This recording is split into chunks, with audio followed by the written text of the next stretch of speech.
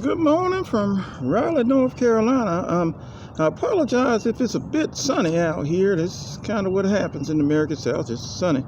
I'm actually at Millbrook Exchange tennis courts, of which there are a lot of tennis courts here.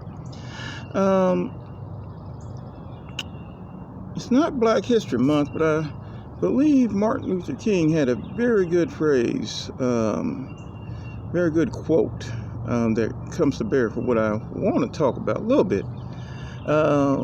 We must learn to live together as brothers, or we will perish together as fools. I'm actually not thinking of this in regards to race. Always, because I teach African American history and a lot of it. But in this case, I was thinking in regards to even religion. I am a religious person. I do attend church. People love to say that they're spiritual, not religious. I respectfully consider that to be, in my opinion, a false dichotomy. But everybody's different. If you feel spiritual, feel spiritual. But it is interesting, some of the some of the dialogue that comes about in regards to religion. And in some cases, utter disregard for other people's walks of faith, or perhaps even lack of faith. All right, so I was thinking this was a long time ago. When in the world was this?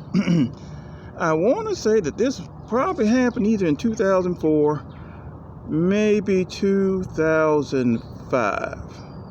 I was in Lubbock, Texas. I was with a very good friend of mine, Vietnamese friend. Matter of fact, the fact that I'm about these tennis courts is interesting because she loved badminton. All right. Well, anyway, so she had me read this paper. She was even looking over me to make sure I read it. I guess a lot rested on that paper. But at any rate, and so I was reading the paper. I believe it was something along the lines of relations in the workplace or something like that. And one of the stories or examples that came up was apparently there was a person who was Muslim who was celebrating observing the month of Ramadan, which obviously means that they fast from sun up to sundown, right? It's not a full fast, but it's it's from sun up to sundown. I've actually fasted 7 days straight, and 3 days straight twice, and 40 hours as well. So, but at any rate, but they would do it. They would fast from sun up to sundown for the month, which obviously can take a good deal of weight off. Some people know Akeem Olajuwon, a basketball player, lost a good deal of weight on Ramadan because he always celebrated it, even if he was playing basketball.